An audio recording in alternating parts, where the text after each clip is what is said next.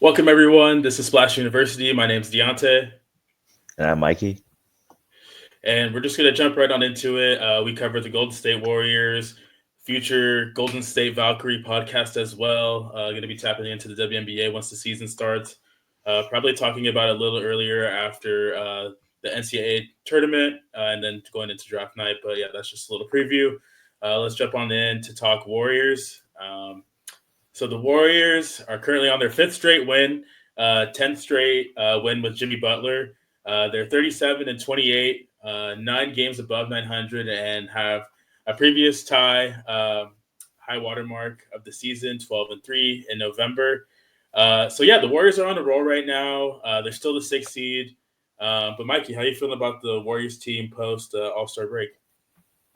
Dude, a lot better. A lot better. I mean, I felt pretty nervous going into the trade deadline and All Star weekend just because, this team had to do something. I mean, the rumors of Kevin Durant was coming, could have worked out. Obviously, Katie didn't want to come here yet. But we ended up getting Jimmy, and we ended up getting Jimmy, honestly, for a really good price in terms of a lot smaller deal than what was expected, especially what the Heat wanted, just because the Heat ran out of time. They had to get rid of him. You couldn't just have him sit down on your team. It was a toxic thing. Giving up Andrew Wiggins was tough, but I mean, the other pieces, Kyle Anderson, Dennis Schroeder, I think Lindy Waters was part of that big four-team deal, and a one first-round pick. That's big time for us. And Jimmy, came in and given us everything we needed. Yeah, I think if we just run it back to that trade, like a four for one deal is not terrible.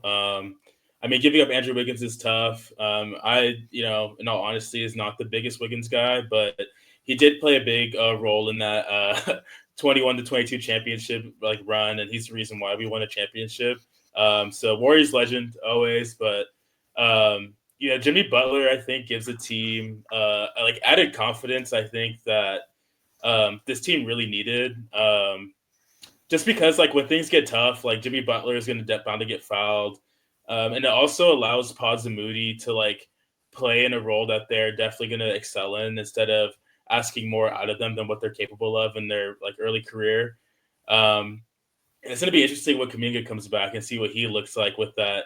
He doesn't have like I mean he's in a contract year, so there's always going to be added pressure for him, but I think he will excel in the role and definitely can learn from Jimmy. But I think this team just has a boosted level of confidence. And I think we see that the most with Steph Dre. I think Steph Dre deserved another shot to win five. And I think ownership probably owned that to them, as well as like the product was garbage before the trade. Like I mean, this team was we saw the same thing for the last 3 years where they'd go up big, lose a lead, losing the last 4 minutes of a game. Like it just got old and tiring. We knew it was going to happen.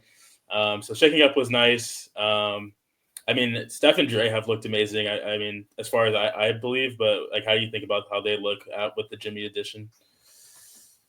I mean, it's flawless transition, honestly, between Steph, Dre, and Jimmy at this point. I mean, Jimmy's such a great playmaker, and that plays off well between both Draymond and Steph already. But that even plays even bigger into the younger guys because I think the issue we had, especially in the last couple of years, and especially last year, was Klay Thompson and this offense was still running. It's Stephen Clay was the offense. You down screen, they're curling, they're coming off. They'll give you the dump off here and there, but that was the offense. Now with Jimmy here and Jimmy's running, Jimmy doesn't do that stuff. Jimmy's not going to come around to pin down and shoot the three and back up 3 steps to shoot a three. He's going to take a step back. He's going to take 2 dribbles, Clay, and turn around and shoot a jumper. Kill the possession.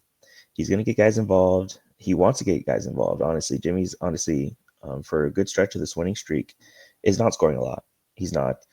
He's getting guys involved. He's getting Moody involved. He's getting Pods involved. And I think that's a big confidence boost for these guys because they're seeing the ball go in the basket. And you didn't see that when you had Klay Thompson because Klay's taking, 15, 16 shots a game. Jimmy doesn't need that. Jimmy's taking 10, 11 shots, getting to the free throw line 8, 10 times a night. So that definitely is a big difference. And that also helps Steph because now Steph doesn't have to do everything. Jimmy's a creator. Jimmy's his own engine of an offense. So now you're seeing Steph be able to rest more comfortably, come back in the games with leads, and then when we need to finish games now, Well, we have two of the best finishers in the game now, Steph Curry and Jimmy Butler. Yeah, I mean, I agree. I think we have two of the best finishers in the league.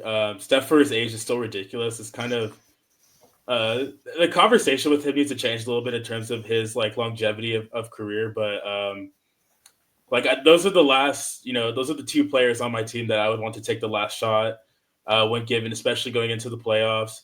Um, and they just feed off of each other so well. I think they play obviously so differently. It's a stark contrast, but it's the contrast we need, especially when Steph goes to the bench, because that bench unit they would.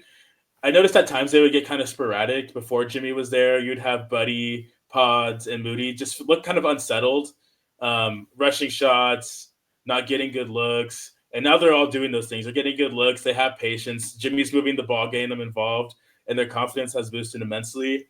And I also think an underrated thing of this is like the blossoming of Quentin Post. Like, Definitely. there's gonna be a conversation about how much of a steal he was in the draft, and if there was a redraft, it'd be interesting to kind of see where he would go because I think he's a lot better. I think his ceiling's a lot higher. Like he's still pretty raw in terms of skill level, but him being able to space the floor has also produced easy buckets for this team. You don't have Draymond and Looney out there clogging up the paint for Steph and Jimmy, so I think that's helped tremendously as well. Oh yeah, that's a big time. I was gonna get to that point about Quentin Post because I almost blinked about him, but good thing you brought it up right now. But yeah, he's been big time, knocking down the three ball, and also his defense has been really great lately. He's not getting exposed on the perimeter. He's been able to block some shots, rebound well, especially for a guy. He is an older guy that came out of college, so his body's a little more ready, you could say. But he still looks a bit of a twig, especially in the NBA currently. So that worries for it's worrisome when we come playoff time and we match up against a Jokic or something like that. But Quentin Post has been the brightest star besides Jimmy Butler post deadline. And I mean, the only bad thing about Quentin Post is Trace Jackson is not getting the PT anymore, unfortunately. But you can't play too many centers in this league at this point. No, in the playoffs, anyways, Draymond plays center primarily most of the game to begin with, so you kind of go with like a two like a three center rotation with him. Looney's obviously getting like same minutes as Quentin Post, I would say, if not more, depending on how the night's going and his body's feeling. And also like it's a good buffer to have with Quentin Post because he's still a rookie at the end of the day, even though he is an older draft pick coming out of this year. But I think having Looney as that buffer for him is going to be really nice. And Looney also as a mentor might be underrated as well, teaching him techniques about rebounding and things like that. But yeah, it's tough for Trace Jackson Davis. I know he's back in Santa Cruz right now, and I think he'll figure it out. He's hyper athletic. I think he just fell out of the rotation because other guys are playing better, and that happens. And that's a good problem to have if you're the Golden State Warriors, because all players are really hot right now. So I think the interjection of Kaminga is going to be really interesting to see how Kerr plays that. I mean, Kerr's. It's not crazy to say that Kerr might play him 10 minutes a game because Gui's also playing really well. It's really not. Steve Kerr, I mean, the past like 4 years, ever since these young guys are starting to come into this team now, starting from Jordan Poole, Kaminga, Moody, all these guys have been drafted, especially high first round picks. Some of these guys lottery picks. James Wiseman, you have a lot of these guys that it's tough for some of these guys to get on the floor with Steve Kerr because Steve Kerr is very definitely has his favorites, and some of these guys get stuck in the doghouse. Moses Moody was stuck in the doghouse for quite literally 4 years before he's finally been released into the great player we all thought he was. But I mean, Kaminga says he's returning on Thursday against the Sacramento Kings. I mean, it's a great team to get him going again. Sacramento does not defend anything at the rim, especially. So, if you can get him going, especially running with maybe the Draymond Jimmy second unit lineup in that late first, early second quarter, get him some good dunks going on. Just get his feet wet again because he's been out for a while, especially that ankle. He's got to know that he's ready to be back and ready to be explosive. Because I mean, that's the big part of his game is attacking the rim. And Yeah, you know, if Jimmy gets teams in foul trouble, Kaminga can attack the rim even more. So Yeah, that is true. They might complement each other more than people think. It might be kind of a rough fit at start just because they both kind of play a similar position, especially because Kaminga was playing better at the four this season with Draymond at the five. So, I mean, it's going to be nice because Steve Kerr is going to have so many options to run in the playoffs, which is kind of similar to that 21 and 22 season. Even though it was 3 years ago, like if you need to, you can go Gui, like you can go Moody. You can go like you have so many tools in your tool belt, which can be a blessing and a curse because some dudes just might not get hot considering that they're like role players sometimes. But I like the cool thing about it is like between Kaminga, Moody, and Pods, one of them's probably going to have a night where they're going to pop off and supplement Steph and Jimmy Butler. Um, and then you have Buddy Hield, who's like any given night he could be the best shooter or the worst shooter. More likely than not, going to be the worst. But he also plays hard. He does. Like he'll trick off like 5 threes and make one, and then like make like 2 layups, and like it feels like he's going crazy just because he plays with so much energy. But like Yeah, in reality, he's like Kelly Oubre esque. basically, and you won't see him make a shot after those 5 shots either. Yeah. But Buddy, I mean, there's so many guys on this team. You're right. But Buddy's been also just playing solid defense, being in the right spots. He is what I think Klay Thompson should have adapted his game to be. Is to understand you're a shooter now. You should come off the bench. You're a spark plug type of guy, but you're not the it guy. Luckily, we found a guy in Buddy like that, so we can still run that similar offense when he's in or Steph's on the bench or he's with Steph. Um, looking at Kaminga's 3-point shooting stats, he's shooting, 35%. Yeah, 34.5% this season from three, which is pretty respectful, honestly, for him. Especially when he didn't come into this league as a shooter. So if he can shoot, that decent throughout the playoffs, teams are gonna have to respect him just somewhat. Another guy that has to be really, really shout out is Gary Payne the second. I don't know what's Mm. going on with this guy, but he's scoring over and over. I think it's again the energy, and I think this is going to be replicated with Kaminga because if GP2 is getting these easy lobs and these backdoor cuts and this dunker position, easy layups and stuff, and then he's hitting the occasional three when they're just leaving him open. I don't see any reason why Jonathan Kaminga, the more talented and explosive player, can't replicate that completely as GP's doing right now because GP just dropped was 25 last night. He 20, dropped 20 26. yeah, Career 26. high. 20 yeah, 26 in GP2. Yeah, Kaminga can do that very easily, and I believe that his success is going to come real fast here with this team. Yeah, and I really hope so for him. Um, I feel like he kind of needs that like boost of confidence going into the playoffs for sure. He's a player that like if he gets in a funk or is not playing well, you can tell he has like the shoulders dropping. He gets frustrated with himself. So definitely that boost of confidence would definitely help. Um, Again, I think this team's going to be. It's been really fun to watch because there's just so many combinations that Kirk can go with. I think Quentin Post is like a unsung gem again. Just he's really changed like the dynamic of the team in a way where it's like you can go big because he's like a legit 7 foot, Yeah. and like you can be fine because he's not like a turtle, Mhm. and yeah, it's gonna be interesting to see. But looking at the standings right now, um, Warriors are currently in the 6th seed, um, and then we got the Houston Rockets, which are 3 games ahead. Memphis Grizzlies, Los Angeles Lakers, Denver Nuggets, and Oklahoma City Thunder. 7 through 10 is going to be the Minnesota Timberwolves, LA Clippers, Sacramento Kings, Dallas Mavericks, and I guess we'll count the Phoenix Suns for being in this race, even though they've been playing atrociously. Um, yeah, man, how do you feel about I guess the Western Conference this year in general? Uh, how do you think the Warriors kind of match up, and like, what do you think? I mean, these are questions that we're going to answer later, but like, how do you feel about this team and the rest of the West? I mean, I think we're contenders in this West at this point, especially how well we're playing, all the ammo we got. We have 2-star players. I mean, that's the rule now in the NBA. Basically, you need 2-star players to be a legit finals. To make a finals appearance at this point, you need at least 2. Typically, you need 1 superstar, and we basically have that staff. And then Jimmy's a supplemental all-star level, 1B type of guy, not really a 2A guy. So I think we definitely are contenders here in this Western Conference at this point.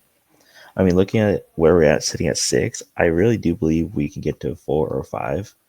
And if we get to 4, it'd be great to have home court advantage for that first round. It is scary, the idea of if we get to 4 or 5 and we win that first round, going into OKC in the second round. Just because OKC is a juggernaut. OKC possibly has the MVP, an SGA on their team, and also they're a bigger team. I mean, we're seeing Quinn Post and come alive, but will Quinn Post survive a possible, most likely 7-game series with these two teams play? Between Chet Holmgren and Isaiah Hartenstein and Jalen Williams, I don't know about that. I don't know. That's a lot to ask for him, especially and then you saying Looney, Draymond, that's your 3-man rotation. It's possible, but that is scary idea, at least, to see him in the second round. I prefer not to, but of course, home court in that first round would be awesome. Yeah, I agree. I think the only 2 teams that genuinely scare me on this list right here is OKC and the Denver Nuggets, just because of the size. We don't really have anything to match up with that. But the rest of the West, honestly, I could care less about. Like, we've kind of seen like this before. Like, Lakers are cool. They've had a really soft schedule. They're going up, I guess, a hard one. I guess the next like coming games. So it's going to be interesting to see where they land. But I don't that like between Luka and LeBron, one of them's going to have a fake injury. Like, it's just bound to happen. Hey, this is Um, where it gets clipped, and you say, and besides those 2, and we get bounced by the fucking Houston Rockets or something. That'd be disgusting. I don't believe we own the Rockets. That's like a mental game. Memphis You're not Grizzlies, wrong. like it's when you have Steph and Draymond on your team. Do you really feel like any of these other teams have a chance in the playoffs? And then you add Uh, Jimmy Butler to that. I mean, no, not really. I believe Houston's too young still at this point. They don't have a 1A guy. Jalen Green's not it. Sengun's not it. I mean, that was evident by the contracts they signed this offseason. Neither got a max, just a little short of it. Just, still a lot and still an investment by the Houston Rockets, but it's not like hey, you're our guy. You're our guy for the future. That's maybe we'll test you out. We can always trade you because your contract's not tradable because it's not. Right. It's not a super max. It's not Jaylen Brown, Jason Tatum money. It's we can get a Kevin Durant, a sign and trade that type of money. So no, I don't really feel they don't really strike fear into me. The Memphis Grizzlies, Jaren Jackson's been the best player this season. He's hurt currently. Unless I see Ja really return to form, like he was a couple years ago, the Grizzlies will give up a good fight. They're deep, but they're just not. They're just not there yet. I don't know. Ja Morant's not Ja. I don't know what to tell you. He's been playing well and he does his stuff, but like how I felt about Ja a couple years ago, especially like when we faced him, I was scared of Ja. I thought Ja could really give us problems and bust our asses. He's got Steph guarding, he's got Clay, he's got Jordan Poole guarding him. Like these guys, none of these guys are guarding him. But we were obviously able to hold him off. The famous Jordan Poole, squeezing his knee, giving him the knee tendonitis or whatever. Oh my! do you remember that? You remember that clip? That was the most. They're the most annoying team in the NBA. I don't care what anybody says. Dillon Brooks Dude, is not a. Dylan Brooks is nothing compared to Taylor Jenkins. Taylor Jenkins is the worst coach in the NBA, and he's a piece of shit. all right, I'm not gonna say Bro, either of those things. Taylor Taylor Jenkins is a Jenkins great, literally great tried to coach. say Jordan Poole tried to tear John Morant's ACL. Dude, it was. I remember that, dude. It was insane, And dude. then I what was remember. the? There was another thing in that series too, where he did something else where I want to say it was either about Steph or Draymond, and like he said something about them this year with Dennis Schroeder. He tried to fight Dennis Schroeder this year. Like, Really? I don't remember that. So he funny. tried to fight Dennis Schroeder this year. Like most unirrelevant coach that wants to be relevant. Like, bro, we like get off the court, stop whining.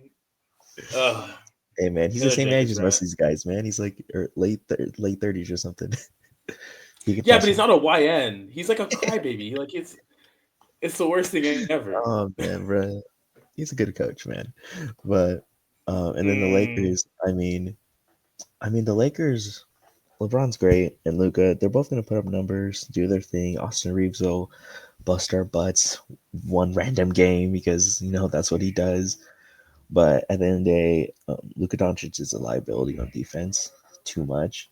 Maybe he's not as tired as he would be in a playoff series as he was with the Mavericks in terms of his offensive load. But when you have a guy you can just pull up and say, "Hey, let me switch on you, and then I'm going to cook you and go by you," or get an open three. You can't do that in a playoff series, especially one that would definitely be tight like this. So I think we have an advantage there. Um, and then just looking at those other teams at the bottom, I don't even want to look at Sacramento or Dallas. They're bad. They're bad. I don't even know how Dallas is still 3 games above it's, Phoenix. Da- It's so Dallas bad, is. dude. I feel Dude, bad for Dallas. Najee Marshall dropped like a 34 point game the other night, and I couldn't believe my eyes. I was like, they are having this guy carry the offense, and they're winning games. I was like, this can't be real life. I mean, there's a reality where AD comes back, and Lively and Gafford come back, and PJ Washington comes back, but and they could give maybe OKC and Denver a little bit run for their money, but I don't see them coming out of the first round if they make it out of the play-in. And then Sacramento, they have two defenders on their Uninteresting. team. They have two defenders on their damn team. So uninteresting. Keegan Murray and Keon Ellis, if one of them gets in foul trouble, just give it to your second option and let him cook whoever's guarding him. Because I know Zach Levine, DeMar DeRozan, and Malik Monk are not guarding anyone to save their own lives. It's barbecue And chicken. dude, it is. And then Sabonis is out right now with the hammy. So your best player's out. And then T-Wolves, let Julius Randle shoot. You'll win the series. Literally You'll let just anybody but Anthony Edwards beat you. basically. I don't know how you win a playoff series with the combination of Rudy Gobert and Julius Randle on the court at the same time. Um, luckily Rudy's been hurt, so now they're playing small and they're playing Randle, Nas, Nasri's nice though. McDaniels, yeah, McDaniels and Conley. So it's working because you're letting Randle just kind of be like a point center basically, and handle the ball. But once you get Gobert back in there, you're just gonna ruin the whole flow of the team again. Rudy Gobert is like Steph loves to see him on a switch in the playoffs. Rudy Gobert gets walked off the court. Like That it's Luca, the crazy. Luca step back. Oh He gets man, step back. Like he gets embarrassed. Like Terrence Mann game 7. Letting Terrence Mann put up that many points on you. Oh man, sick work. man should have Sick just work. went back to France, man. Played in the EuroLeague, and then He's the like Suns. Hey, what do you want to say about him? I don't know. Like did you watch the documentary, the Netflix documentary? No, I haven't. I've seen some clips about it. Uh I, Rudy Gobert, like he's just like I see why Draymond choked him. Like it nonsense. But yeah, the Phoenix Suns. What's going on in Phoenix? Like tell us, man. This is your boy. He's not leading his team. he's been balling though. He has. I mean, the big three in Phoenix has been actually balling since they returned Beal to the starting lineup. They were kind of, I'm not saying winning games, but playing decent basketball. And again, it's another team that will put up 110, 15, 20 points easily on you. Will also give up 120 points easily to you. Because again, no one plays defense. They've been running some interesting lineups out there. Going bigger. You've seen a lot of Beal, Booker, KD, Bol, and Nick Richards, which are, you let KD kind of slide to the 3. which was his natural position at the beginning of his career, and maybe get more of a shot blocking playing presence with Nick Richards and Bobo. But then the end of the game, they always end games with no center on the damn court, and it's KD playing the five again. So it's like, well, what are we doing here? Like, you got to pick an identity, and you kind of got to stick to it. This team always has a problem, I think, especially finishing games, just because you get to a point where maybe they don't run the offense enough, and they go into the ISO ball, and you have three guys who can definitely score on the best defender on the other team, but it's who's going to do it instead of playing off each other and making the defense commit to all three guys. Yeah, it's been pretty tough. They've dealt with some injuries here and there, but I just don't see them. I see them making the play-in, I'll be honest. The Mavericks, I hope just fall out because I cannot stand watching Klay Thompson play a playing game and be the number one option, or Spencer Dinwiddie. This is ridiculous, man. This team is bad, man. This team has way too many hurt players, and I'm tired of watching Brandon Williams. Do you know who Brandon Williams is? I'm watching this guy. He's actually putting up some points, man. He's actually putting up. Wasn't he on the Grizzlies? And 12. It's a good question, man. It's a good question. I don't think so. He might have been. He kind of he was on a team there like one of those like games that the Warriors had last year where like some random dude would pop off, and I think he might have been one of them. Dude, that was probably Jordan Goodwin, who's on the Lakers right now. He was on the Grizzlies last year because I remember watching him, and I was just like, this guy's already putting up almost a triple-double. And, I mean, triple digits. I mean, triple-single. But it's like, dude, I mean, everyone's basically on the Grizzlies, honestly, if you've been on the Grizzlies in the last, like, year and a half. But besides that, the Blazers, hey, the Blazers were cooking for a little bit. They were on the tear. But they're the Blazers at the end of the day. They're still young. They have a lot of good pieces. They didn't make any move at the trade deadline, which is weird. Not letting go Grant. Jimmy Grant's a weird player to hold on to. It really is. Yeah, Grant definitely should have been gone. I guess actually retract that. Denny definitely should stay on them because they just traded for him. And he's only like 24, 25, I think. So he's definitely in the future folds for them. But Simons, I don't know why he's still on the team. Scoot's still coming off the bench. What's his comp, Simons? Which is what? What type of player is he? He's a scoring guard. He's a guy. I know, but like, what's his comparison? Like, what would you compare him to? Kind of like CJ McCollum in a way. I mean, that's kind of what he was once CJ got traded, and it was him and Dame. He basically just took CJ's role, and it's kind of been the same thing. He's a guy hot. He's gonna take a lot of shots. Good three ball. Can pass here and there. Not the worst defender. Won't get run off the court anytime, but he can definitely put the ball in the basket. And a lot of teams could use that, especially in this Eastern Conference. And I can't wait to talk about those teams. But if you want to move to those, I mean, is he like Jordan Poole? Jordan Poole? No, Jordan Poole can get run off a series, run like defensive wise. You would take Jordan Poole off the court if you were playing in a playoff series and he couldn't guard and his shot wasn't falling. Simons, you're not doing that with him. He's a better defender? Yes. Oh, wow. And we're talking about Jordan Poole here, so it's not like I'm saying like he's amazing, but he's Jordan Poole doesn't stop. I love JP, but we're here to have a conversation about him playing any type of defense. No, I know, but like he has the potential. Like if he had the wherewithal to, he could. Yeah, but man, dude, if you've been watching Sims Michigan, you knew this guy was never going to defend.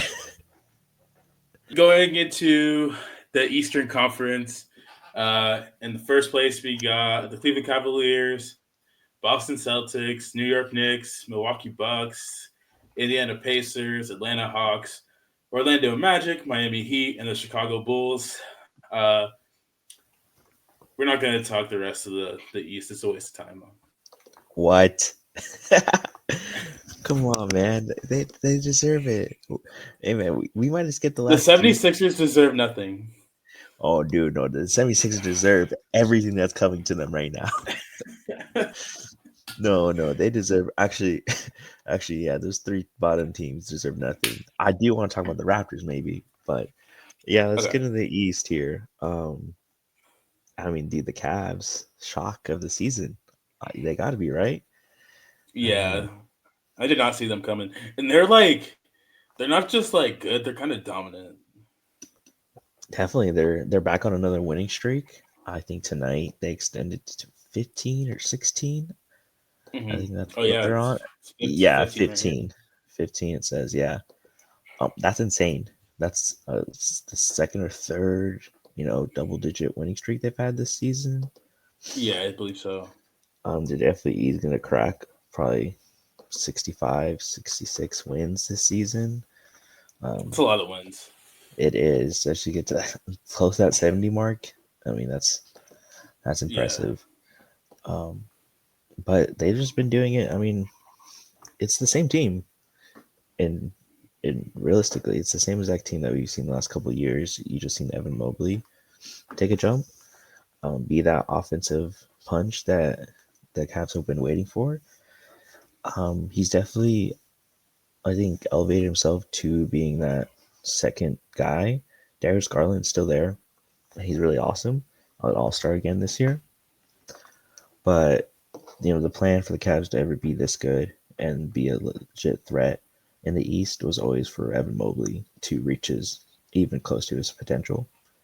Because for how good Darius Garland is, I think Darius Garland at this point, I don't think we're going to see him elevate himself into, someone like a Damian Lillard range, a Jalen Brunson range. Like, I don't think he's ever going to reach that. Even Cade Cunningham, or Cade's doing this year.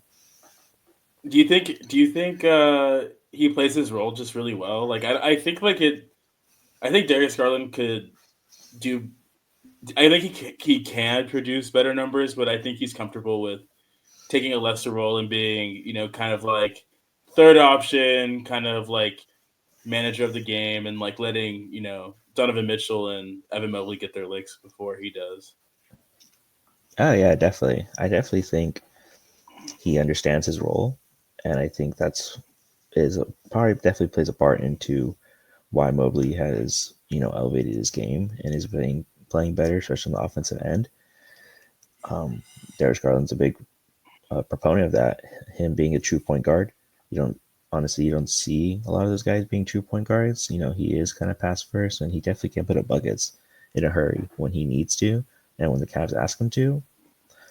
But I think when you talk about ceilings, I think that's kind of what I was trying to get at. Not because Darius Garland is a Mm. guy that isn't great as he is, but the ceiling, Evan Mobley is meant to be the second best player on this team.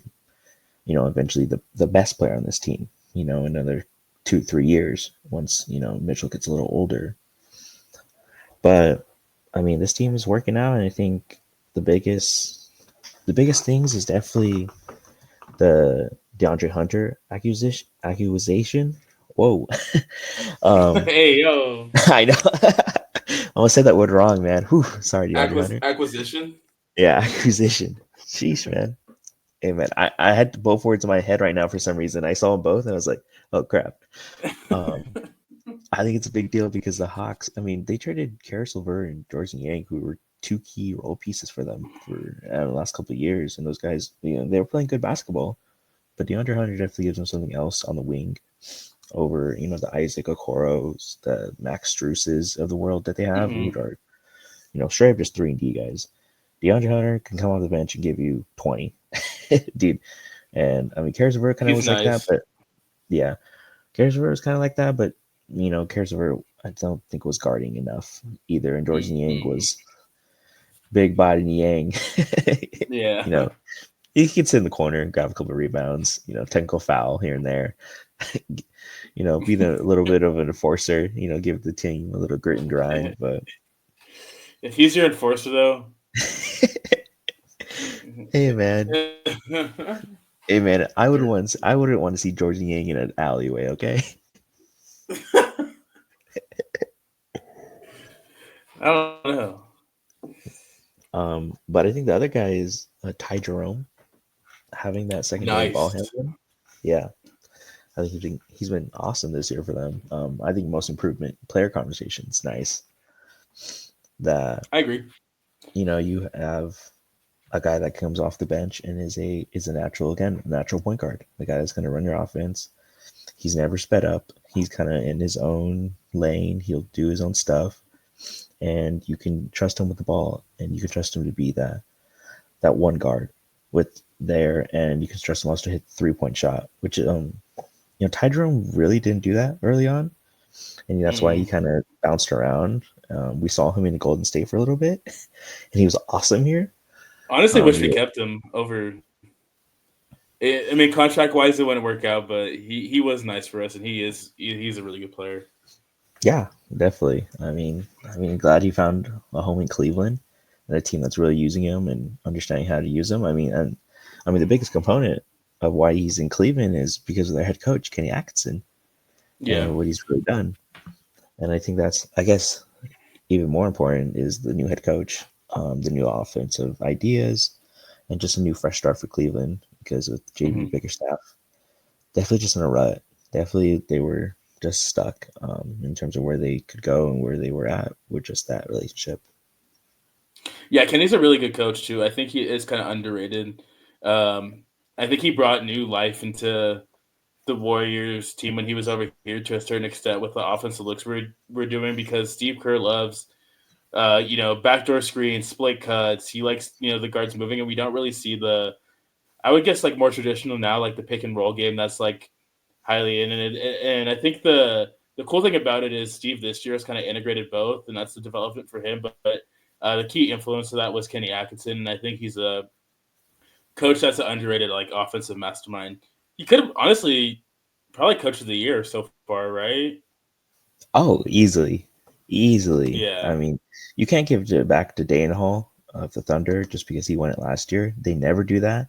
They're willing to give every other award to a dude over and over, but Coach of the Year goes to a different coach every dang year, even though some coaches deserve it back to back years.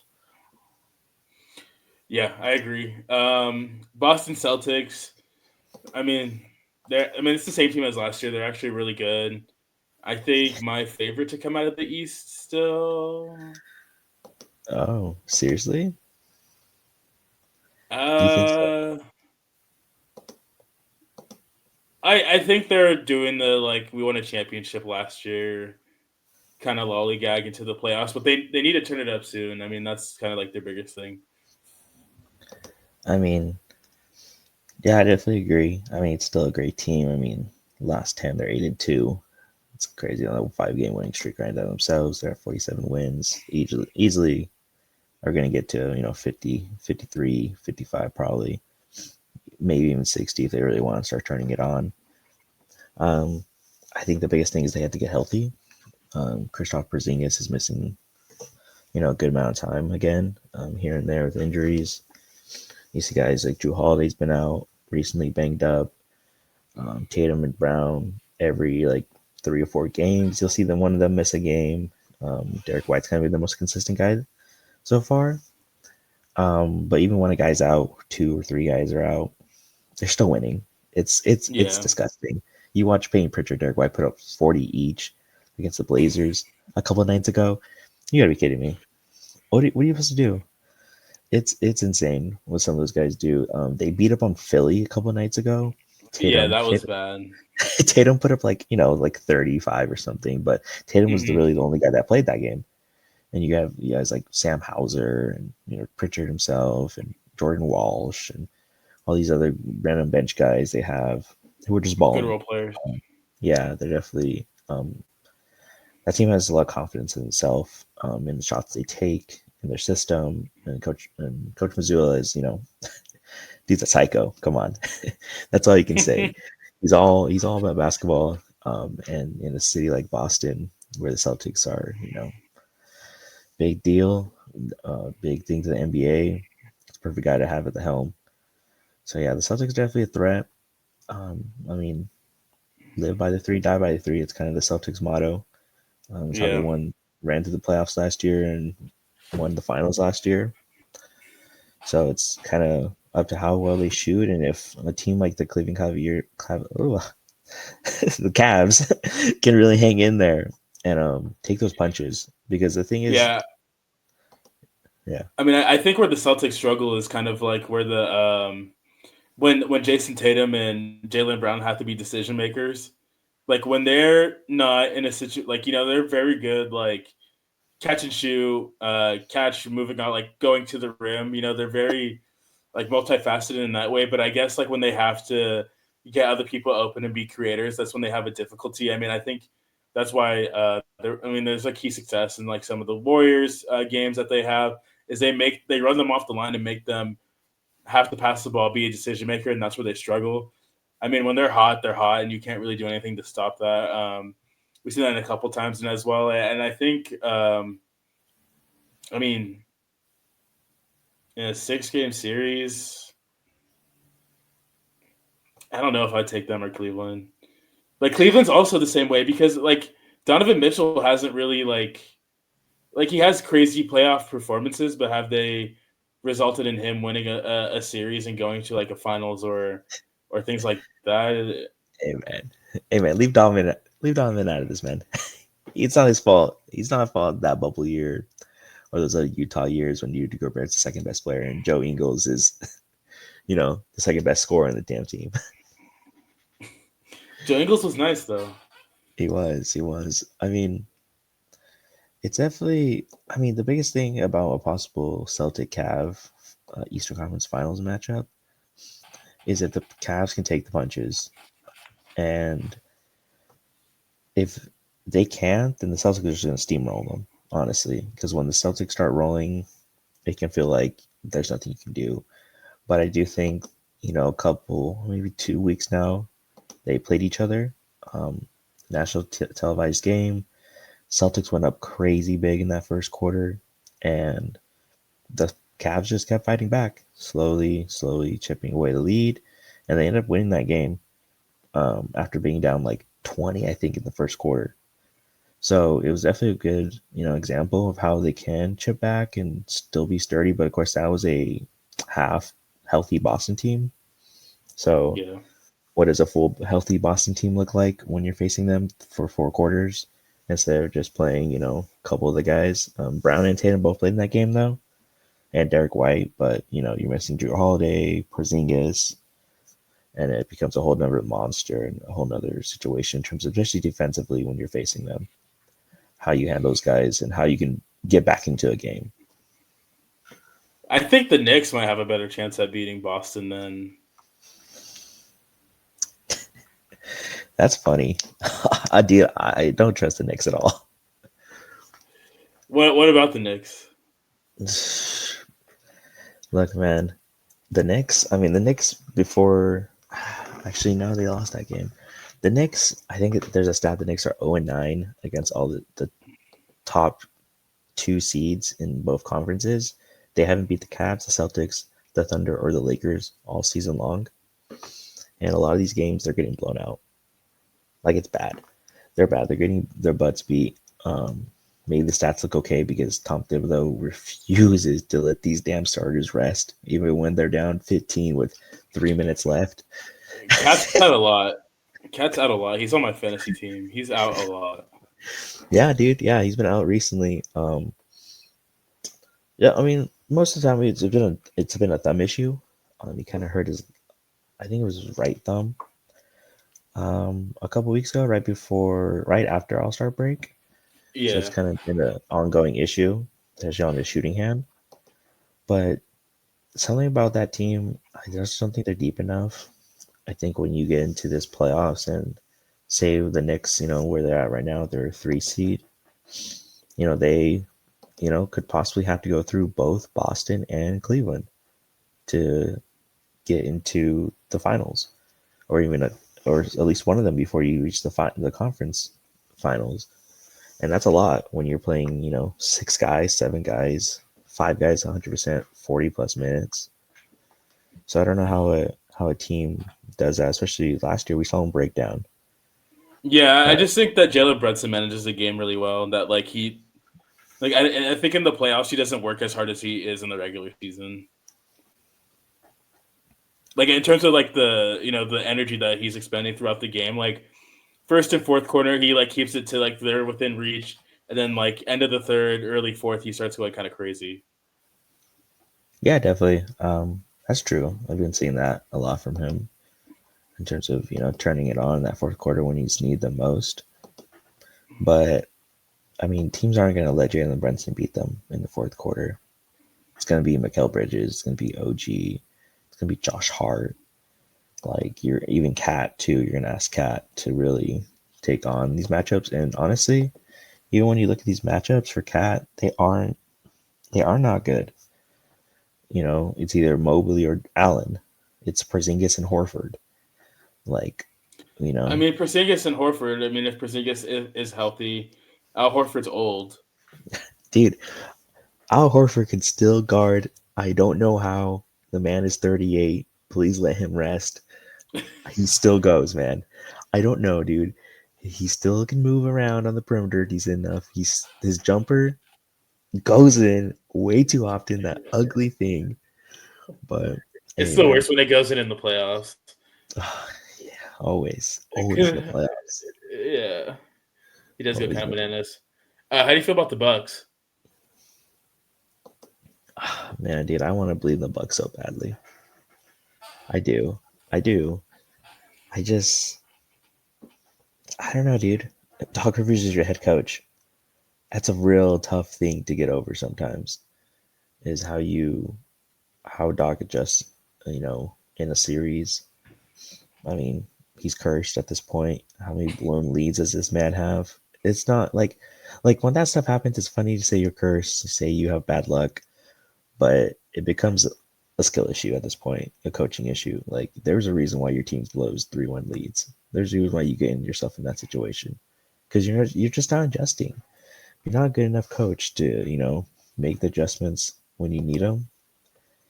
And I mean, arguably, this is the second best team Doc Rivers has ever coached besides the '08 Celtics.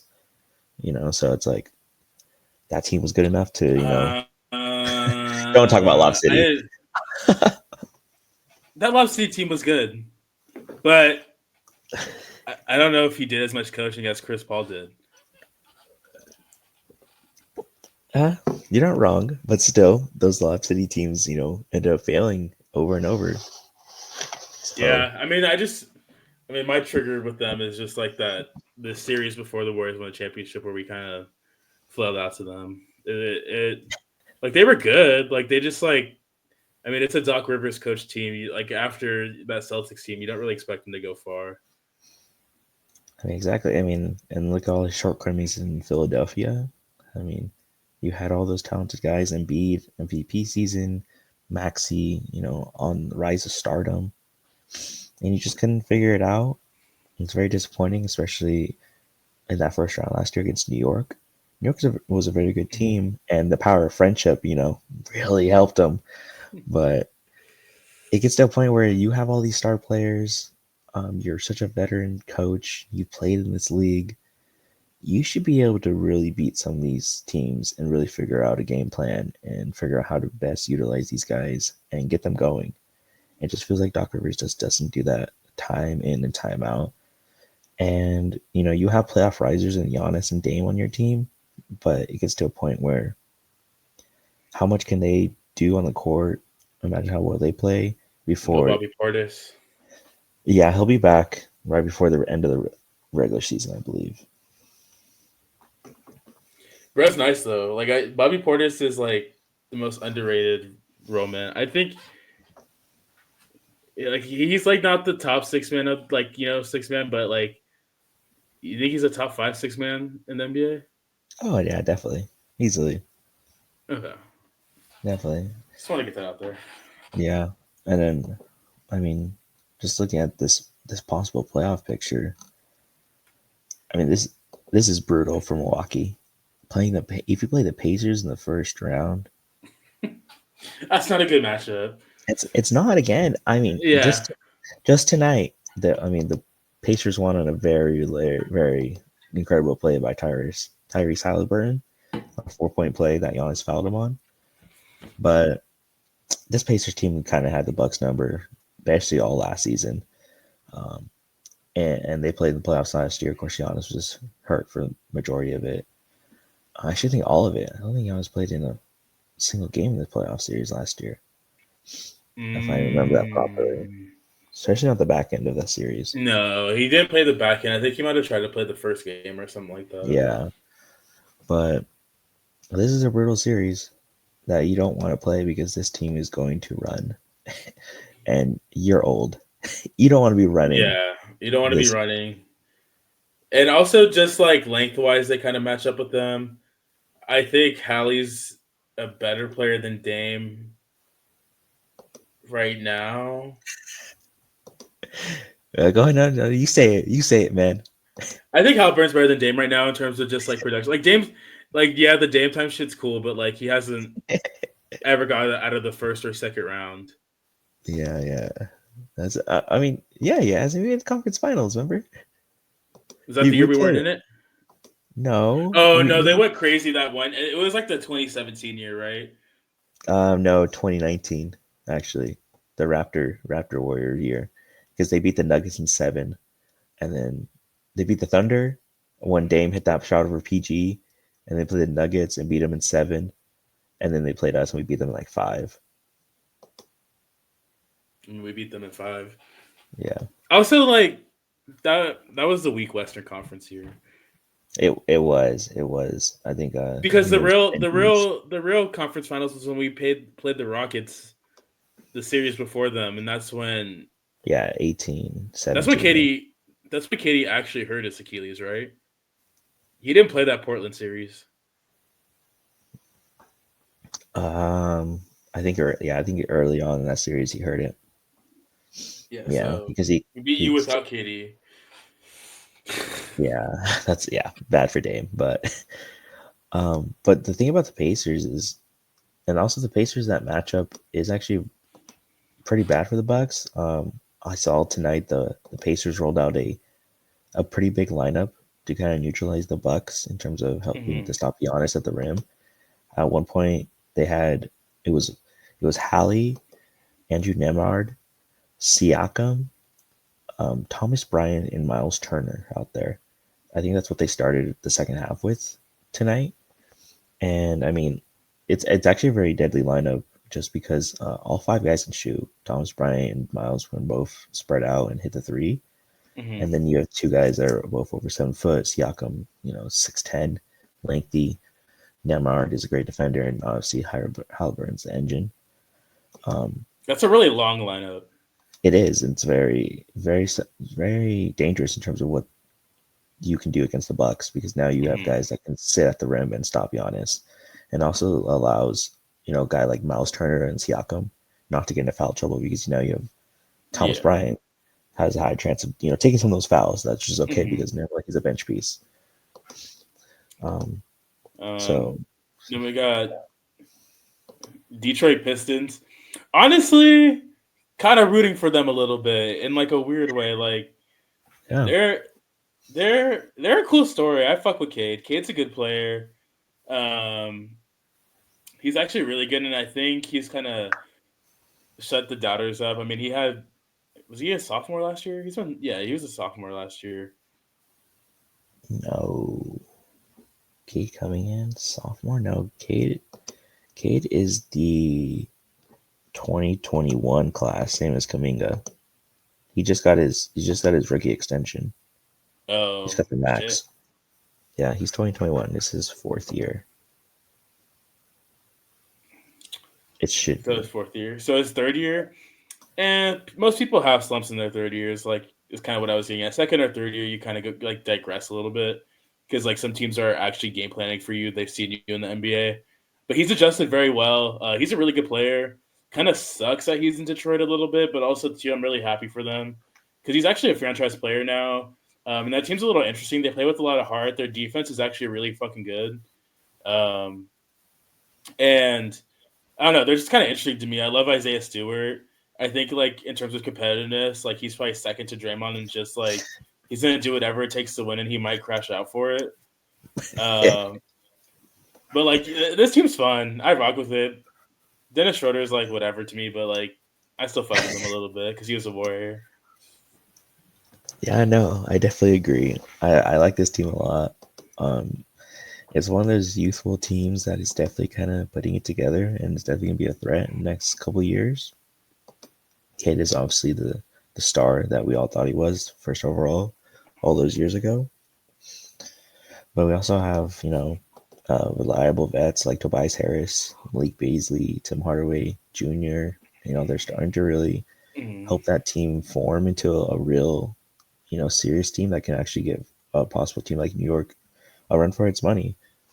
I think guys like Jaron Dillon and Star Thompson also are fitting roles and understanding where they fit on this team and what they can do to help the team win now. So I definitely excited for the Pistons' future and what they've done all year. I mean, it's been looking pretty good. Mhm. And then JB Biggerstaff, he's a good coach, obviously. And I think this team kind of reminds me of when he first got to Cleveland and he started to really get that team together. And then once they got Donovan, they started getting on these roles and have these really good seasons. The probably Pistons will probably end up around, 42, 43, max 45 wins probably when the season's over, which is a great season from where they were last year after the 27 games Mhm. losing streak. That shit was wild. It was, dude. I could not believe that. But this team definitely has something. And the thing about this team, they're doing this all without Jaden Ivey, who's been hurt um, for most of the season now at this point. With I think it was a hip injury. I think he broke something. Can't remember exactly. He's on my fantasy team, but I'm still hoping he's coming back. But they're doing that without him, and him and Cater was the 1-2 punch. But it looks like Cade is doing it all himself, and it's really impressive, especially the availability Cade has shown. Mhm. Cade's played in all 60 games so far this season. Wow, I Um, didn't know that. yeah, all 60. Jalen Duran as well has played all 60. Oh, sorry. No, wait. There's more games. Hold on. He is not. He's played only in 60. Oh, wait, what's the record right now? Let me add it up real quick. Like my math wasn't like I was like what? Yeah. Let me see. Um 66 games. They played 66. So he's played 60 out of 66 then. Sorry, I was looking at games played, games started, and I thought that was just like the total for some reason. uh But I mean, 66 games, he's played 60 out of 66. That's awesome for him, mhm. especially the last couple of years when he has been injury, riddled. Same thing with Jalen Duran, 62 out of 66. You're seeing a lot of these guys be healthy, be available, and really help contribute to this team's winning. Agreed. Next up the Atlanta Hawks. I kind of hope they do good just so we get the New York and Atlanta playoff series. But like other than that, I could care less about the Atlanta Hawks. Trae Young's cool though. He's been kind of playing well. Yes, I mean, we're not getting that unless New York catches Boston, which they are not doing that, or Atlanta catches Detroit, which they're also not doing that. It's a 6 game difference right now between that 7 and 6 seed, which is insane. That's disgusting, dude. That 6 game difference. If the Hawks were in the West, they would be the 11th seed. Like, come on, man. This is the conferences are not even right now, but it's all right. Um, but regarding the Hawks, I mean, Trey Young, he's still doing his thing, getting snubbed from All Stars every year because people don't think he's winning enough with the stats he's putting out. Blah blah blah. That's BS. Trey's awesome. He's doing Same with awesome things. Lamelo, LaMelo needs to play more than 30 games, man. Okay, before he but can be an All Star. he's so nice. Like he's Dude, did it's you not the did same. you hear the like What? little tangent? Did you hear the rumor that the Warriors were like thinking about going to get his ass? And during the trade deadline? Yeah, Yeah, that's yeah, disgusting. I'm yeah. sorry, little Bob Myers rant. Not Bob Myers. Joe Lacob rant. My bad. Joe Lacob. Why would you just not draft him over James Wiseman? That like Hey, dude. I don't give a fuck about the position shit. You always grab the better player. Always. It's not even hard math. Actually, the Like 6'7" guard. 6'7". Like Oh he's my god. nice, bro. He's Yeah, like that. But yeah, Steve it's Kerr would crazy. have hated him as well. So Oh, definitely. He definitely would have taken a while, maybe, to mature because he's definitely not maturing in Charlotte. But maybe he would figure it out, you know, with Golden State. do you think he Unfortunately, would have that's gotten do you think Steve Kerr would have hated him more than prime arrogant Jordan Poole? no, definitely not. LaMelo Ball would be even more ridiculous. Come on, you see the stuff he does now? It's crazy, man. But he be hitting those shots. He do, dude, but he also be playing 35 games in an 82 game season. So Yeah, with the greenest light on earth. yeah, I mean, it's not even the same when we talk about All Star stuff in terms of Trey Young and LaMelo Ball. Trey Young has 31 wins. LaMelo Ball has 16, and I'm telling you right now, it was pretty similar at the All Star break in terms of the win difference. So unless LaMelo Ball, My only caveat is that if it's all stars based on wins, right? Then more regular dudes should be going into All Star weekend. It's not. It's usually just the top players. So why not just the top players from all teams, so that no one gets stubbed? man, because some of the top players don't deserve it, man. Every year after year, I But mean, it's not Lamelo's fault. The Charlotte Hornets are ass. yes, it is when he's not playing on the dang court, man. You have to be on the court to help your team win the basketball game. Do you think if And he if you're played, not on them, do you think if he played more games, they would have more wins? yes, obviously. What are you I don't talking about? I think they're What are you, losing regardless. what are you talking? What? Dude, if LaMelo Ball plays more games, the Charlotte Hornets will have more wins. That's very simple logic. Are you kidding me? That no matter I how see what you're bad the rest saying, of the but I team don't. is, I mean, Miles Bridges is your second option. he's been the second option for years now. I Yeah, mean, but Brandon he's Miller. also he's a terrible human being as well. Yeah, I don't disagree, man. I don't know why Miles Bridges and Kevin Porter Jr. I see you on the Bucks, Kevin Porter Jr. You should be in jail, buddy. But dude, he should, dude. I don't know how he's out, man. But oh my gosh. But Anyways, anyways, just back a to the little. Hawks. Wait, oh, what do you say? I was just gonna say I I don't really care about the East. I'm gonna be honest with you. So can we talk about can we talk Wait, about who do you want to talk about? can I say? Can I have 1 minute to talk about the rest of the teams though, real You get 1 quick? minute for each team. Go. Ah, sick. Okay, the Atlanta Hawks. Trey Young doing his thing. Dyson Daniels. He's the best player that came out of that Pelicans trade, and they fleeced the Pelicans. They messed Damn, up. he's let Mikey cook. Zachary Rice Shea, I think that's how you pronounce it. He's okay, and he's going to be a solid player. Number one overall. Not his fault that the draft was so wishy-washy in terms of star players. He'll be okay. The Orlando Magic, please, Orlando, please help Paulo and Franz get a guard who can put the ball in the basket, please. No more KCPs, no more Gary Harrisons, no more Anthony Blacks, no more Jalen Suggs, no more Jet Howards, no more. You need a guard that can put the ball in the basket, and that's going to help those guys develop because I'm tired of seeing those guys not win and have to, do every single thing every single night. Actually, I do care about the Orlando Magic. I agree with what Mikey's saying. I think I think Franz is hella fucking good, and Paulo. I actually would they do better with a solid wing or a guard? No, they need a point guard. People have been talking about Anthony Simons of the Blazers going to the Magic for about a year and a half now. That would be a perfect fit there. He would fit perfectly for that team. They need a scoring guard. They need a guy that can run the offense, and you're not forcing Paulo and friends to do it 24/7.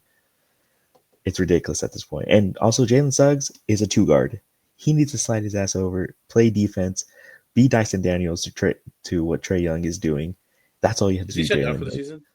Yeah, he is. He's done. So I mean, honestly, like yeah, I guess I need a guard, but I don't know who that guard's gonna be. I honestly think an older guard would do him justice, like a Mike Conley situation, but not Mike Conley because Mike Conley's a little old. Dude, I'm tired. No, they tried this stuff with KCP, man. Oh, Gary But Harris. KCP is not an older like ball handler guard. KCP is a shooting guard. He's 3 and Yeah, D. but they're still trying to run the offense exclusively through those Paulo and Franz. So KCP can sit in the corner, but it's not working like that. They need a guy that can help get his own shot and sit in the corner. They You need a know who guy that should have does went more. there? Huh. De'Aaron Fox. That would have been a great fit. Yeah. But I don't know. Playing Orlando, playing San Antonio, Wemby. I'll take Wemby all You get day, every day. Disneyland. You got he has a wife and kids. Disneyland is where it's Hey, at. hey, buddy, Disney World, get it right. That is true. It's Disney World. Yeah. I mean, in terms of, the available point guards, I don't know.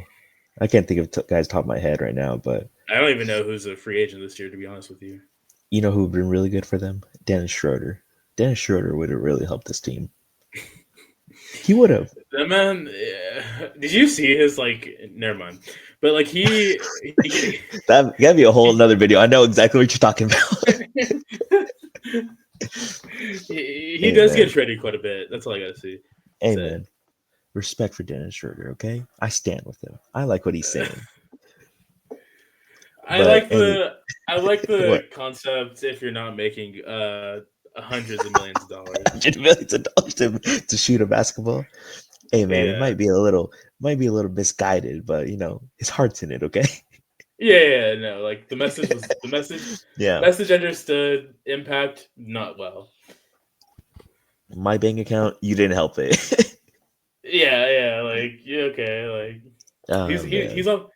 on the right path. He's just Yeah. not the messenger we need.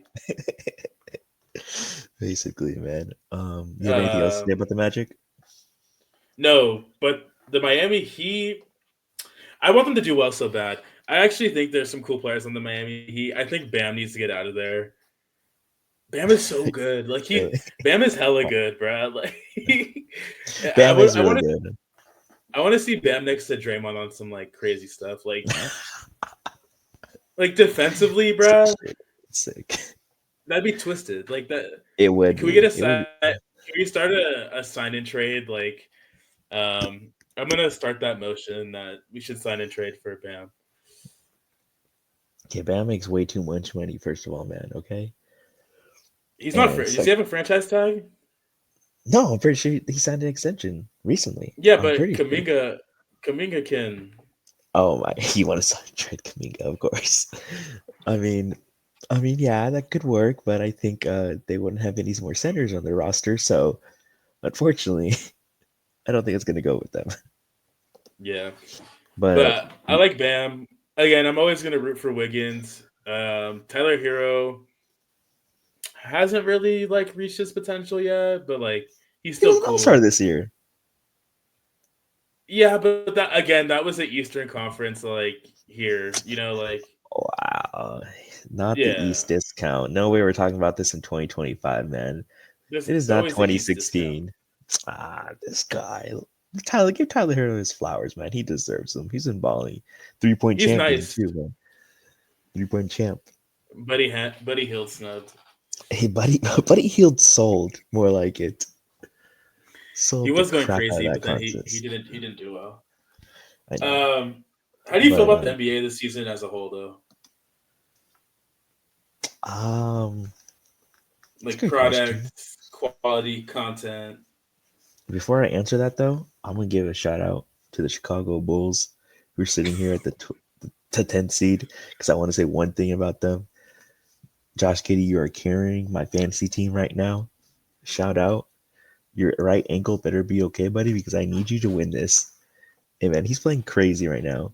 I don't know why, but hey, man, balling. And also the Bulls, one more thing.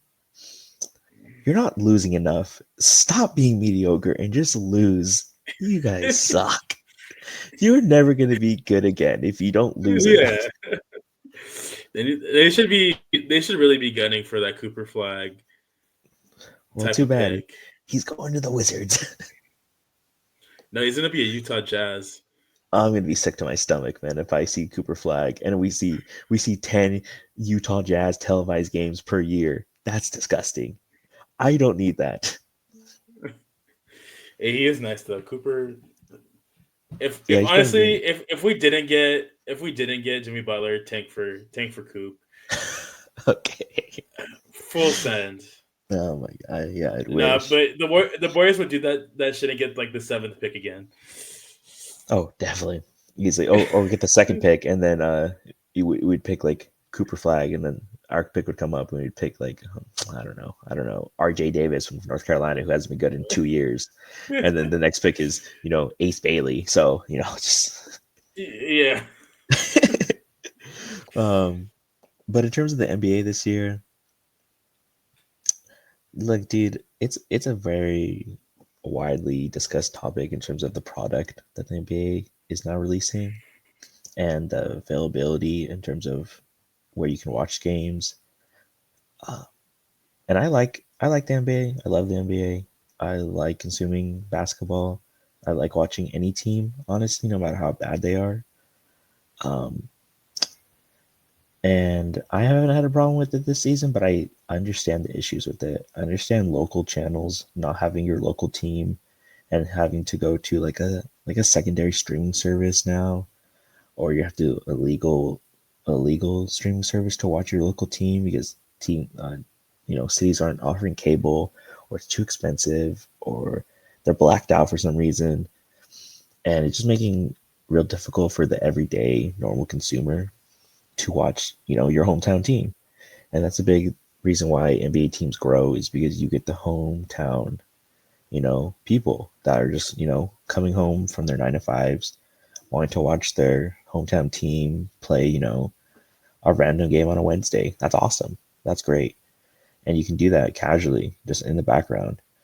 Um, and I think that's a big issue in the NBA right now, is you're losing that, and you're losing the ability to do that. And I also think a lot of the streaming services, TNT, if you don't watch it on cable, you can watch it on Max, but if you don't have either, then you're not watching anything.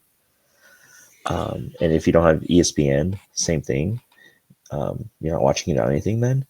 So then you just can't watch anything, and that's a big issue in the NBA right now, is people just can't watch these games. So, what do you think? Um, I didn't even take that. That wasn't even like my train of thought in terms of this conversation, but that actually is a fair one. Is like accessibility to games. So that Yeah. does need to be talked about. I mean, you're right. Cable isn't the thing anymore, and if you do have cable, it's more expensive than like a streaming service. So like, why would you have why would you have Netflix, but then like you can't watch the games on Netflix? So it's like a Hmm. lot of people do miss out on the games and are illegally streaming the games. But I do think the style of play has a bigger effect on it than like some may think. And what I mean by that is like Shea's a really good player and he's awesome, but like I've seen him live and I'm just like, that's it. Like, in a sense of like, dude straight up like looking to, make contact, shoot free throws. Like, there's not a lot of excitement in the game. It's usually just like a pick and roll. And I think that's why the Warriors do so well, is because it's a different brand of basketball. It's exciting. Um, it's dramatic. Like, we don't see that anymore. And like, if I'm watching, for example, I'm just picking two teams like a Wizards and Hornets game, I'm probably not going to pay attention. I'm probably on TikTok. Like, you know what I mean? Like, Yeah, yeah, I and then understand and that. then and then coupled with that is you have um, Kenny, Shaq, Chuck, and who else is up there? Ernie Ernie Buck. Johnson. Yeah. Like, All Star Weekend would have been fun if they like didn't spend the whole like teleprompter and the whole stream like just talking shit about how this All Star format's ass. Like, yeah, I agree, this All Star format sucked, but at the same time, like, why can't we just appreciate the game for what it is today? Um, and clearly, like, player participation's an issue. I'm saying like you can criticize the NBA while still being able to recognize the talent that's in there. Um, because it allows the game to be more fun if there's people that actually talk about enjoying it. But I also don't want to be sold a dream either. Um, there's a happy medium, if that makes sense. Yeah, I definitely see what you're saying, but I mean, even getting to before we even get to All Star Weekend and that stuff, I definitely have an opinion about that because I sat there and I watched all of it, or at least the main events and stuff that the fun, stuff that's supposed to be fun.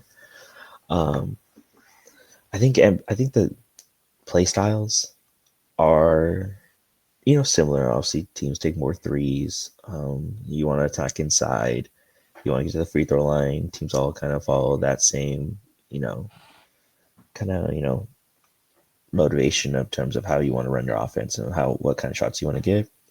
But I think they're different teams still in terms of how they run their offense and the type of players they have and their skills of each player. I do think it's different. I don't think the league is just like one carbon copy of each other. I don't think everyone's just carbon copying the Warriors scheme of everything because you can't do that. You can't replicate it because you don't have two of the greatest shooters to ever touch the court. I mean, the But Warriors aren't even trying to replicate what they did. yeah, definitely. But I think that's a main talking point in NBA circles and just in basketball in general now at this point because it's reaching college, high school, AAU. You see these kids now just chucking shots, doing that stuff. Um, I think there is a world where to the casual viewer it is very hard to distinguish what is different when you're seeing the same stuff over and over. You're seeing the same highlights over and over. It's the same stuff. The highlights are a deep three, a poster. You don't see like the technical kind of stuff, and I think that is just kind of media. You want the thing that's going to give you the most clicks, the most likes, and I think that's an NBA issue in terms of just the casual viewer when they're sitting there at home trying to watch a game and understand it. Because I think in like the 2010s and stuff, when you sat there and watched the game, I think teams just didn't look the same. I think people felt like their team is different in a way I was now. gonna bring that up. I feel like teams just had a lot more nuance to it, in a sense of like their approach was different, but also it was like a game of chess, right? Like, um, for example, like the Bad Boy Pistons did not play the same as the Celtics in that era, right? It was a completely different type of approach to the game. The Magic, or wow, not the Magic, but like Showtime Lakers, right? Like they with Magic on that team, like they were run and gun, beat you with pace. Detroit Pistons were just gonna beat the hell out of you, like get down on you defensively, wear you out the whole game, stay in the game, and then they're gonna come at you and hit shots. But like it's not much of a chess match anymore. Like I feel like there's not a lot of nuance to the game anymore. Um, and I think we see that with some players compared to others still. And I think that's why um, this might be a take, but like we're seeing longevity in the league today with certain players last a lot longer is because the league's so different. Like I don't think like if Steph and LeBron and KD weren't as smart as they were, I don't think they would last as long in this league, just because it's so based off like athleticism in today's game, athleticism and shot making, which like obviously they have, but like now that they're getting older and losing some of that athleticism, they're still adapted to the game to still be relevant and be efficient. Yeah, definitely. I think the game is turning a new leaf, and just in terms of skill wise, I think kind of to go into the idea of longevity, is these guys are so skilled and so good at not just one thing, but multiple things still, that you can extend your career at this point and be so talented, and still help a team reach the playoffs, be competitive, win a series, even get to, the finals and stuff. I think what's happening is like we are leaving a generation now. So we are kind of at this crossroads of trying to give exposure to guys like Ant Edwards and SGA.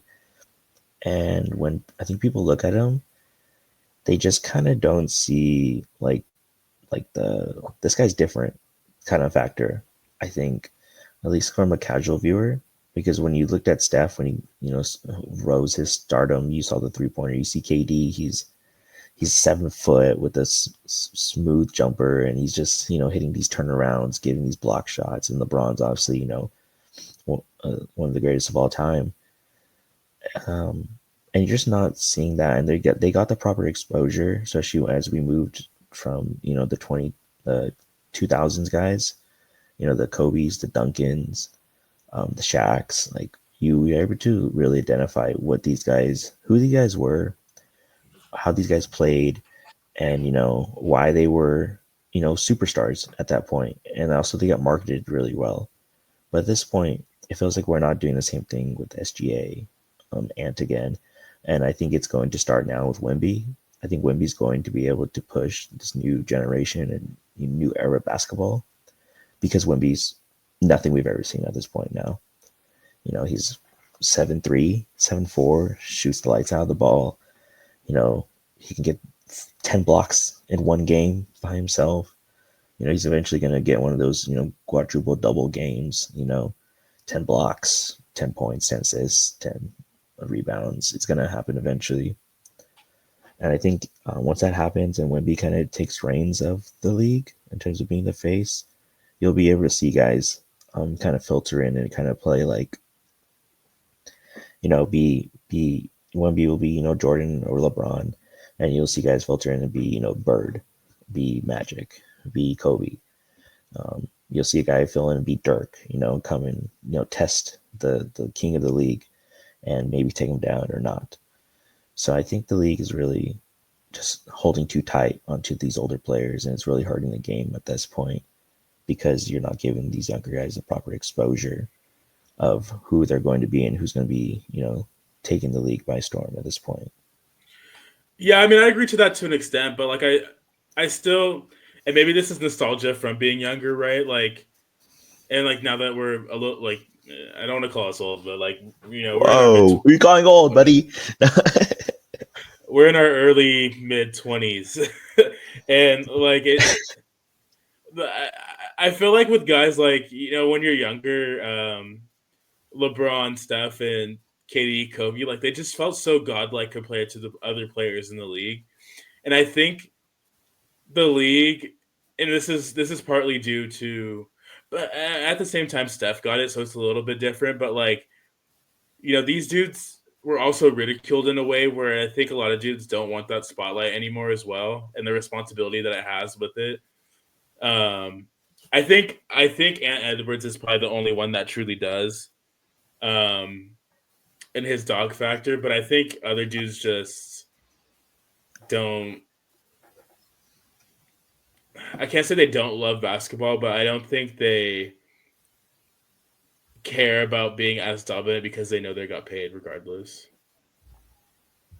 I mean, I think that's always been a factor since the NBA and these contracts are starting blowing up.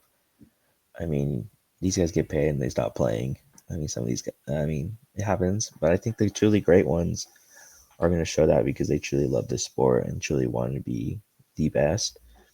I just think it's definitely just a marketing thing. I think too many people are clinching on to the past and clinching on to what was, and who these guys were, that it is difficult for them to accept that Anthony Edwards is a top 5 player. SGA is going to be MVP this year most likely. I know this big Serbian guy who's reaching 30 is the best player in the NBA right now. He And is. yeah, definitely. But even that, saying that, like I believe Jokic is the best player, but in my head, I'm just like, I mean, is he though? Like, is he? Like, people can say that, but people still think of LeBron and Curry and Durant as like, these guys are really, really good, and they'll always be in the conversation. And that's the issue. They're still in the conversation. They shouldn't be in these conversations at this point. We know who they are. They're at the tail end of their careers, and we need to start focusing on these younger guys and what they can bring to the NBA and what they bring to their teams and what they bring the future entertainment that they bring, because at the end of the day, NBA is an entertainment business, and some of these guys are really entertaining. Like really, really. Anthony Edwards is like just lightning the bottle. Watch it. He's kind of mesmerizing when you watch him He play. To is. be honest with He you, is. He definitely is. And you can see him, you watch Ant Edwards, he can rip 12, 13 points off in a blink of an eye, and you're like, what just happened? And how did he do that? And the same thing with SGA. He does it a little slower. I think that's a big problem, just because he's a guard, and the free throw merchant type of thing has been thrown around at him the last 2 years now. But even at that, you had like a guy like James Harden who had the same thing, and I mean, James Harden was dropping 60 points for like multiple games in a month I mean, span. no one talks about him really anymore. Exactly. But that's such a weird thing, is that he got phased out so quickly when James Harden was arguably a top 3 player in the NBA at some point. Yeah, and I think a little bit has to do of just like the right guys coming up at the right time. Like I think Steph and LeBron and KD came out in an area where like media, social media were like it was on the come up, on the prime. So like in a sense, like I think now we're at a point in time where like media and companies, it's like overconsumption, so it feels like too much. So then it's like, oh well, like I'm not gonna like this because like it's just overconsumption, right? Like when you have too much of something, you get over it and don't want it anymore. And I think that's a little bit of what we're battling now, right? Like I think like the NBA tries hard to tell us who they are instead of showing us who they are in terms of like, being the best league in the world. Like show that through the players, um, and like also show that through like I'm tired of the corny shit. Like the mid, what's it called? The in The season tournament, mid-season tournament, yeah, in-season like tournament, yeah. get rid of that shit. Like that shit's only gonna matter if players, one, care, and two, if it comes with like playoff implications or like a home court advantage for a playoff series in the finals. Like I mean, like I would like that's the only way to incentivize it. Like none of these players care about a $500,000 bonus. I mean, I would. I'm a little broke, but like, you know what I'm saying? Like these dudes don't Yeah. care, but but I don't know. I think it's a weird time in media as well. I think like a lot of people are like, "Oh no, you're telling me that," instead of like it being true, in a sense. Yeah, definitely. And I mean, this is a bigger discussion about sports media, and how they cover it, because they also just don't cover everyone well, and they don't talk about everyone well. They don't talk about the guys who are doing well, the teams that are doing good. I mean, we still have the same kind of news cycle of the same teams. I mean, Charles Barkley just spoke about it, how, he called out Stephen A in First Take about how they kind of just talk about the Lakers, Warriors, and Celtics over and over. There's, I'm talking about the Thunder or the Cavs, who are both the 1 seeds and playing amazing. And I mean, maybe it's a little, ridiculous for Charles to say that, but I The think, Warriors hater. yeah, yeah, I mean, I agree with him to an extent. yeah, Like I I don't need do to too. Yeah, I don't need to hear about Bronny James. yeah, definitely. With all due respect, I don't care how he's doing. I don't Yeah, like if he was doing well and like in the league, sure, like I would care. But like I don't need to see Stephen A. Smith, fake Rick Ross, whatever, Kendrick Perkins. Like I don't need to see them.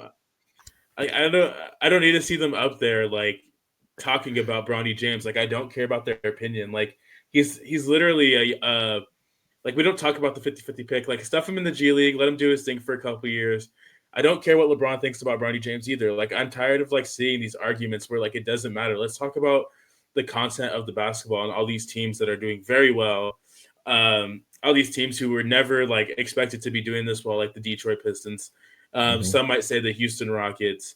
yeah. Um, Nikola Jokic just put up fucking like a 30 30, 20 25. 20, and no one's talking about that. Like that's insane. Yeah, first ever in NBA history.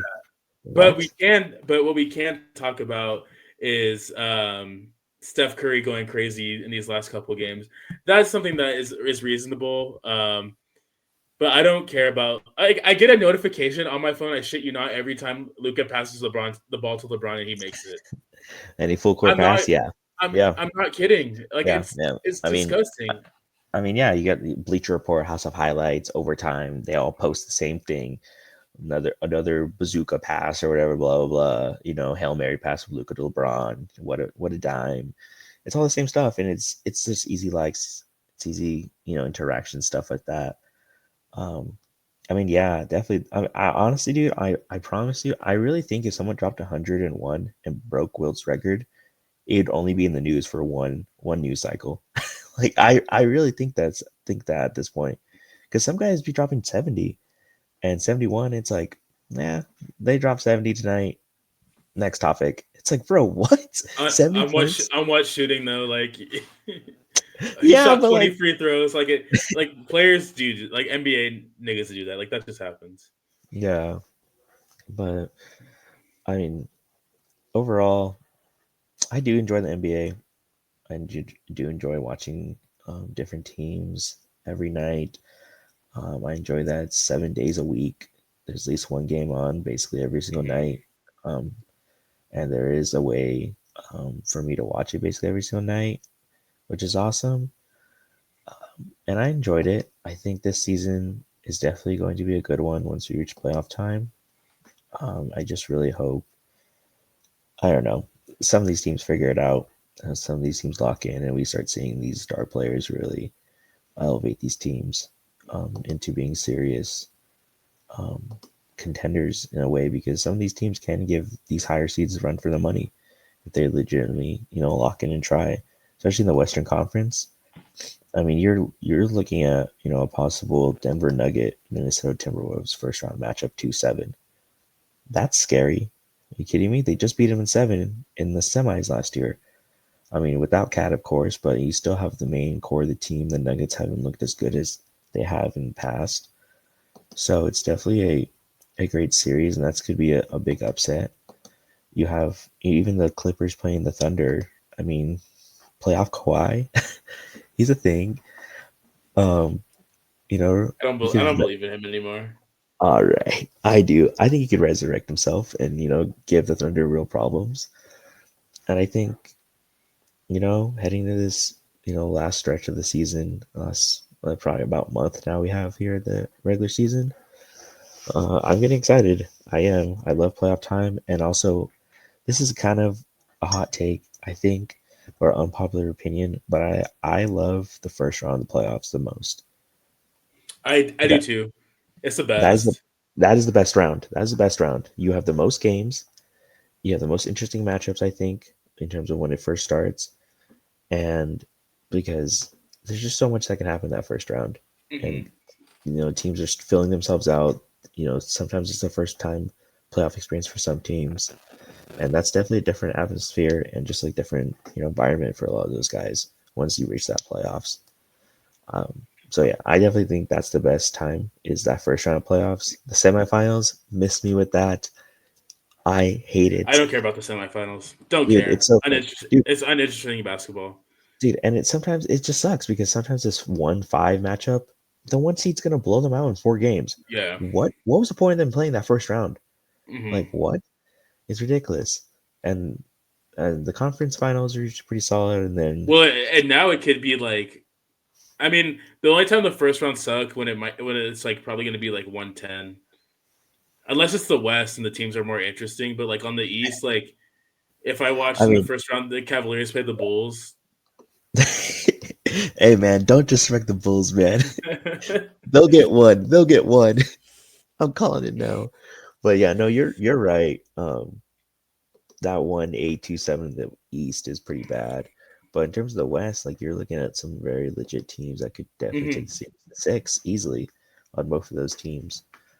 And it's kind of goes up. First round's good, second round's down, back up on the conference finals, and then the finals is it's seriously a coin toss if the finals is going to be good or not. I enjoy watching finals basketball, but sometimes you get bad matchups like Heat Nuggets a couple years ago. Ugh, Boo. Celtics, Mavs. I love Luke and Kyrie, but that series is never going to go their way.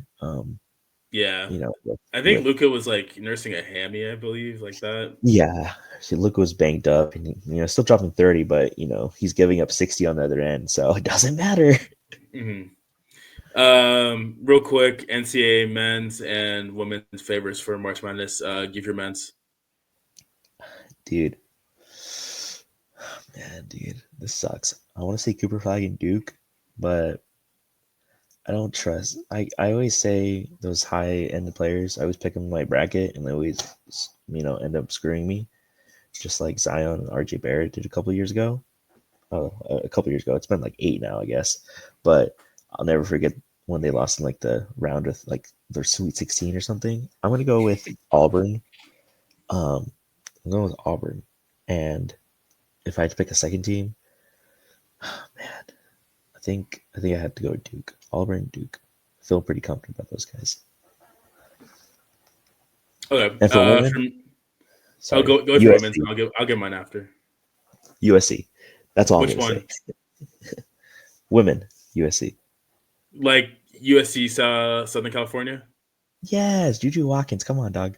There's only one USC that matters. I'm gonna go with my women's first. The Yeah. University of South Carolina, Don Staley. They will repeat again this year. Ah, You've heard it here first. come on, I'm riding man. with Don. You got the He, best dress coach, the he best team, did. He did. the best team. It's not even that's a different take. A lot of people don't like South Carolina. Dude, they just won their freaking tournament. They weren't supposed to win. They weren't supposed to win. They dominated that season and they weren't supposed to. Oh A lot of people man, counted them out. If you look at the early predictions, a lot of people counted them out. that's crazy. But my men's, I like Auburn. Honestly, I like Duke's cool. I'd rather have a fourth or fifth year Mhm. scenario than like young freshmen. That's just kind of how NCAA men's works. Oh yeah, yeah. Um, but women's, who they're gonna be playing? They're probably gonna be playing like Tennessee. Honestly, Tennessee is kind of good, underrated team this year. Um, and then for women's, University of South Carolina, and then this one's gonna be a shocker. I think TCU can make the final of two. Bro, I knew you were gonna say that, dude. I knew it. They just won their conference. That's pretty good. I mean Haley But Van they also Lith is. don't play anybody. I mean that's true. Haley Van Lith's back to form. How she looked, um, back in Louisville. She's been really, really came back to what she was. LSU kind of messed her up. They were just playing her incorrectly. I think so. But I mean they have a chance, man. They have a talented guard and a veteran guard, and that's the big thing in the March Madness is you need that veteran guard who's going to make free throws, who's not going to turn the ball over. So if you have that, you have a great chance to make it pretty far.